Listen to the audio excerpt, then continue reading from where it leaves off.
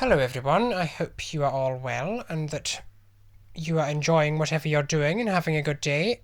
Today we're going to be talking a bit about lucid dreaming. Myself and Aiden, as we're both quite relevant to the experience of it, and given I've been around for less time than Aiden has, I'm sometimes not as relevant to some of the earlier history, so he will definitely be speaking as well. Yeah, hi guys. Hope you're all well. I'll just talk when I'm relevant and when I'm needed, because as I've said, I'm kind of leaving a lot of this to Thalvera.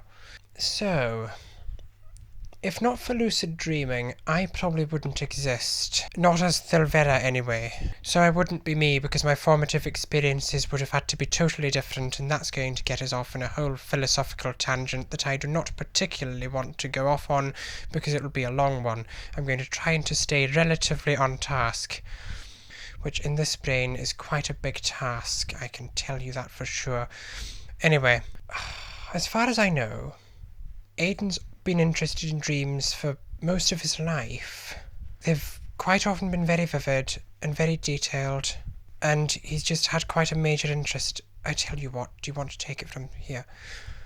Yeah, I'll take it from here. Sorry, we'll try not to do in-system talking. We'll try to just talk to you viewers, because that'd benefit, and we'll try and do in-system stuff in the mind in future.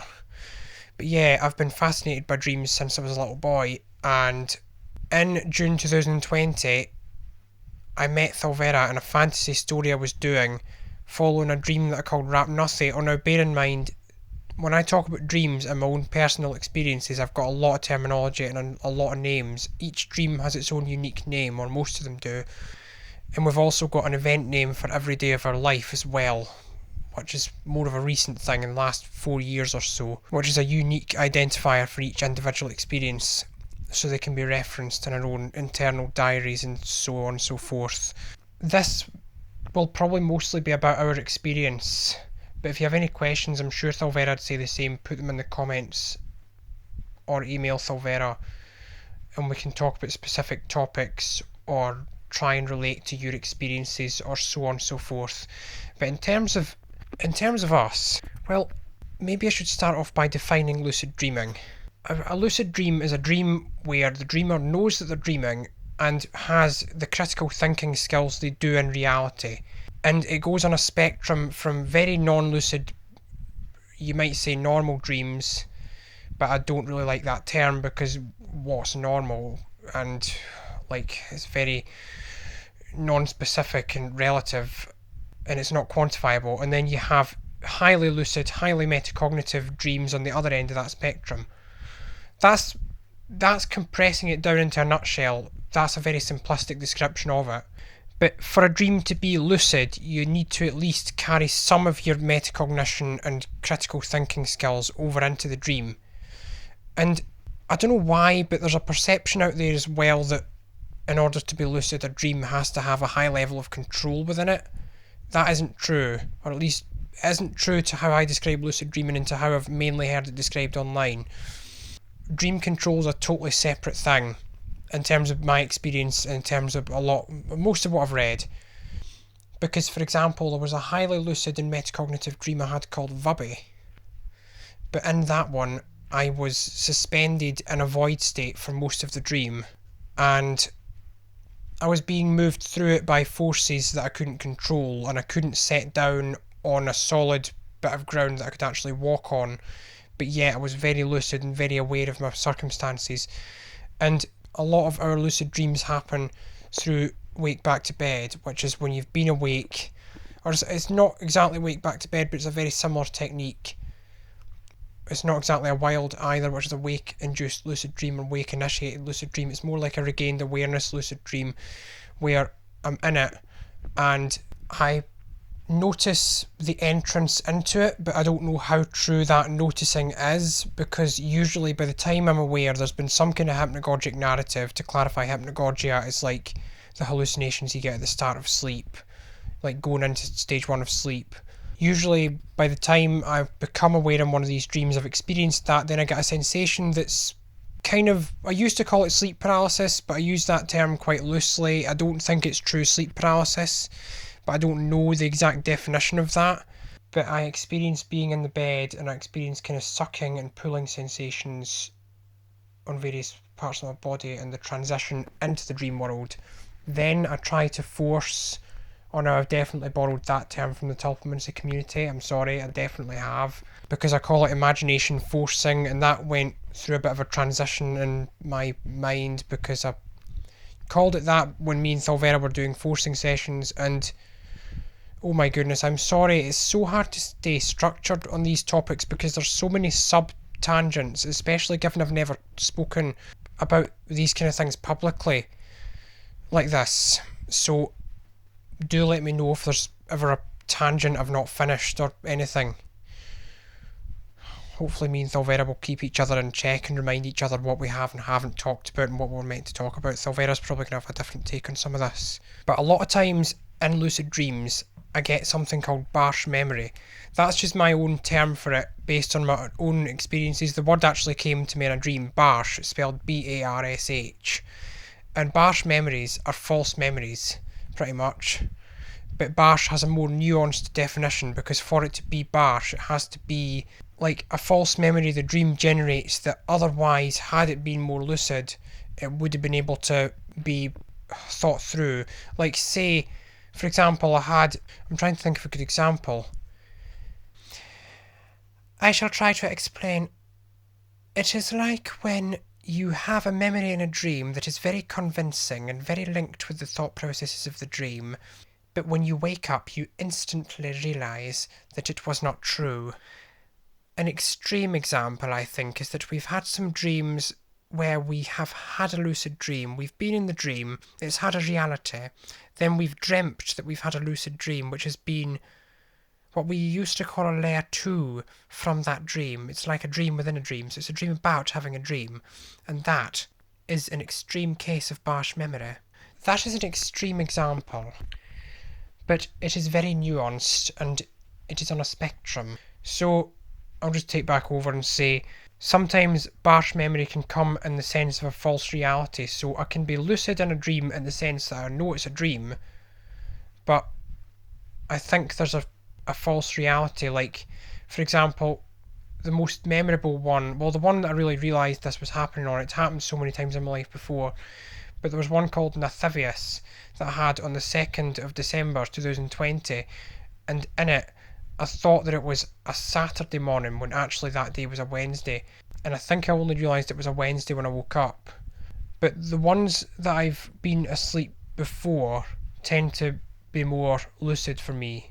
The wake back to bed ones that I've had after an amount of sleep. I'll sleep for a bit, wake up, then sometimes the best ones, the most metacognitive ones, happen after it's been really, really difficult to get back to sleep. I'm not exactly sure why that is. It might just be coincidence, but there might be a trend because there were a few that I was analysing recently that was true of.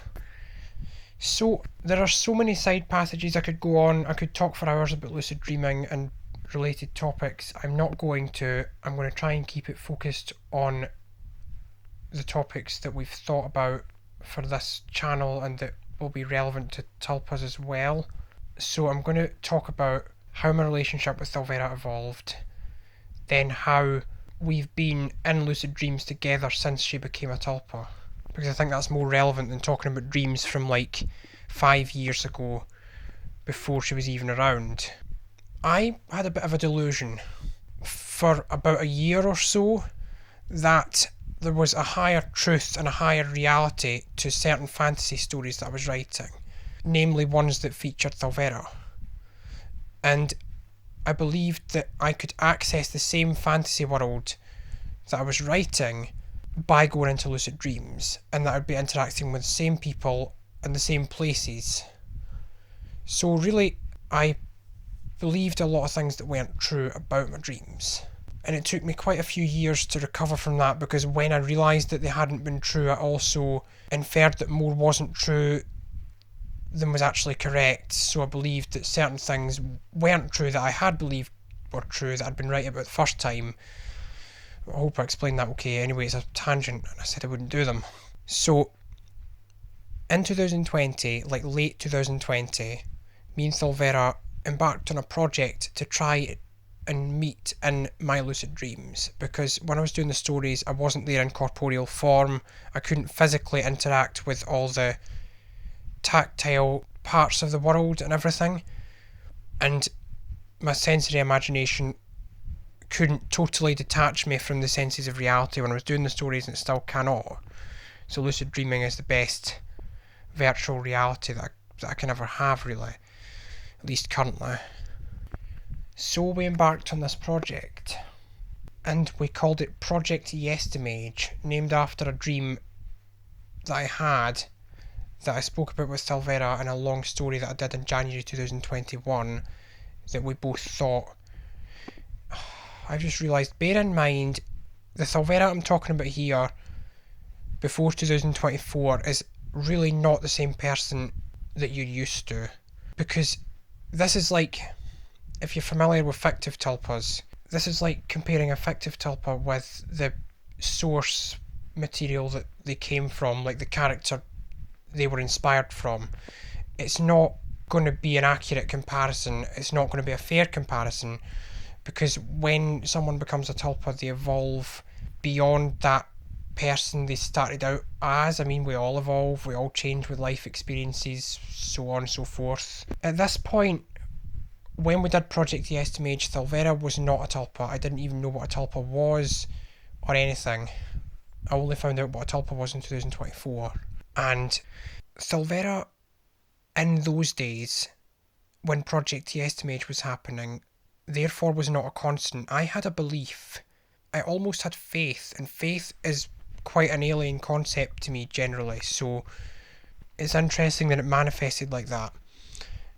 But I really believed that this whole world, this whole reality that I'd thought up, that kind of partly based on parts of dreams and had recurring places and characters who I interacted with in both dreams and those stories, I believed it was real. I didn't really question it that much. I think I might have had some inkling that it was in my own mind, but I didn't introspect much. I didn't do much introspection into the mechanics of it, into what was actually happening. So Silvera was kind of formed based on subconscious thoughts and my expectations back then, like all the characters were. But it was probably more apparent with her because I was interacting with her so much. And there were so many different versions of her, because dreams can give, at least my dreams can give, a lot of chaos. We call it dreamenimus thoughts. That's another one of our terms. Dreamenimus. And dreamenimus is like, it's a very hard word to define. That's why I have a term for it, so that I always know exactly what I mean and can say it in one word. The closest word there already is probably subconscious.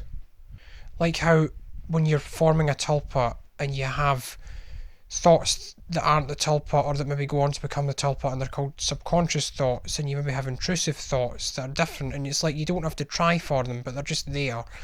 Similarly, a dreamenimus response in a dream is when you talk to a character and they'll say something totally different to what you would ever expect, like that you could never think up yourself, but equally they're not a tulpa yet. This is how a lot of the words emerge in my dreams. Like I'll speak to someone and they'll say something and it'll come up with a whole new language. Sometimes it'll have a meaning, but sometimes I'll be totally independent from it. And therefore, with all that said, in some dreams that I had in 2021, Silvera was formed based on that dreamenimus content. So it wasn't true to how her character had developed, and then when I later spoke to her in stories, she came up with explanations for things that had been said in those dreams, at least one of them I can think of, that wouldn't necessarily have been true to the dreams. Because in the dream it was a sporadic, kind of spur of the moment thing that my brain just fired off. So me and Silvera met in a few dreams in 2021. Then there was this really interesting period when, in the fantasy world, she invented this device called the Rereshed Dream Stabilizer. That just came out of the story, that name, Rereshed. R-E-R-E-S-H-D. And it was a device that was meant to keep me in a dream for longer and make the dream more stable. Now this could have worked, because if I'd had such a strong belief that such a device might be successful, then it might. Especially given I believed that the reality Well, the unreality was reality, that being the storyverse. And the rest dream stabilizer was meant to keep a dream from ending, but Thelvera didn't tell me the way that it would do it. And the way it would do it, as it turned out, as my mind created, was something I kind of feared, and that was that the device would interface with a dream. Bear in mind this was an imaginary device, I really don't believe this kind of thing anymore, but it would interface with a dream and alter the quality, which the quality, that's another one of my terms, the quality of a dream. I'm trying to reduce the amount of specialised vocabulary I use that's only in our kind of descriptions and stuff, but I simply can't explain it without using a few of these terms. It would alter the quality of a dream so that it incorporated Barsh memory. So then it would incorporate false memories, become less lucid, but be more stable, because I found that when a dream hardly had any content, it would destabilise and end. That is not true of all dreams. For definite, that is not true of all dreams, but it was certainly true of some in 2021. It was a trend that my brain latched onto. And pretty much, to cut a long story short, me and Thelvera fell out over it. And my brain generated a lot of negative expectations and made her into quite a negative person that she actually wasn't, which really put me off doing the stories and really put me off that fantasy world. I'm sorry, I feel like this is Thelvera's channel and I've taken over this video because I had so much relevant content to talk about. Oh, it is not a problem, like you said it was relevant. Anyway, maybe I can come in and describe some stuff now because my experience is quite relevant in the next parts. I'm very far removed from that person, but when I became a tulpa, we played with something called memory fulfillment, which I really wouldn't wish on any tulpa, having gone through it myself, but we both thought it would be interesting at the time, or Aiden's brain projected me thinking it would be interesting because I was a story character at the time. He went into one of the stories, met me and asked me if I wanted to become a tulpa after explaining what it was. So what we did was we wanted the brain to give me a backstory, a fictional life that hadn't happened based on the storyverse, to fill in the gaps, to find out what I remembered. And what we found was I remembered things in the moment that hadn't happened based on real life situations, and sometimes it could be quite traumatic, so I tried my hardest to disintegrate with it. Sometimes it can happen, but it's very, very rare now, but it sure happened a lot 2 years ago. We've tried to lucid dream numerous times together since I became a tulpa, and we've run into a few issues, but we've certainly had some very interesting lucid dreams because we can both talk them through now and provide perspectives and question perspectives, because a lot of times I think Aiden got trapped in ideas. He would find a trend and he would over-infer that trend. For example, the layers in dreams, layer 2 of a dream being falling asleep in a dream and having another dream, he would over-infer that trend and think that in order to have woken from a layer 2, he would have had to fall asleep into a layer 2. Like if he had a false awakening, he would assume that he'd fallen asleep twice, which isn't necessarily true, and the dream could just generate anything. We have tried to feature in lucid dreams, and we find it a lot easier to be in the same body while doing so, as being in separate corporeal forms requires a lot of practice and a lot of focus for us, because it opens up a whole perception issue, which I know this might not happen for all of you. I'd love it if you could share your stories in the comments if you have experience with being in separate corporeal bodies within a dream or within a mind space or a wonderland. We've never been able to create a consistent wonderland, by the way. Not that we can go to an awake anyway. And we find that when we try to perceive one another in dreams, there are 4 categories. There's my perception of Aiden, there's my actuality, there's Aiden's perception of me, and there's Aiden's actuality. I've probably listed them in a confusing order. What I mean is there's Aiden and there's my perception of him, and there's me and his perception of me. Sometimes that can get very confusing because he's not content to just let it be and say anything I perceive as Thelvera is Thelvera, because it isn't. So when he's with me in mind space, be it in a lucid dream or when we're forcing or something, he's not content. We tried an experiment in a forcing session where I squeezed his hand to the rhythm of some kind of rhythm, and I was convinced that I was doing it. This is a specific thing to me as a tulpa. But I was not actually doing it. I wasn't actually doing the work to do it, but because I wasn't very strong, I was letting Aiden's perceptions integrate into me and make me believe that I had done it. So he felt what he was perceiving to be my hand, squeezing his hand. I knew that he'd felt it, therefore I assumed that I'd squeezed his hand when actually I hadn't. And it's those kind of moments that make me think I really need to just front, take over, and actually interact with reality in the real world. Because that brings me strength so much. That really, really does. Because doing stuff in the mind, I'm more susceptible to, like, Aiden's perception of me and so on and so forth. Whereas when it's me directly interacting with the world, or as directly as we can in the state we're in as humans, it's much more easy to distinguish what's happening. But that's just my personal experience. So most lucid dreams, we'd venture together in the same body. We used to try to occupy corporeal forms. There was one lucid dream where I remembered the experience of the dream more from Aiden's perspective than mine, even though I'd been in a separate corporeal form, which meant that corporeal form was more linked with his perception than it was with my actuality. So there you have it. That is an overview of us and lucid dreaming. One of our friends suggested doing this. You'll know who you are if you're listening. I'm not sure if you want me to mention you publicly.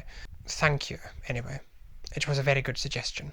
And we can do a specialised deep dive into one of the topics covered here if you want. Just say the word in the comments. And equally, if you want us to talk with you about your experiences with lucid dreaming or with tulpamancy or a combination of the two or anything of that sort, then just share your story either on my email address or in the comments. I'm always more than happy to read, and I will try to respond as comprehensively as I can. And that's us for today. I hope you enjoyed. Goodbye. Have a nice week or day or whatever. Have a nice...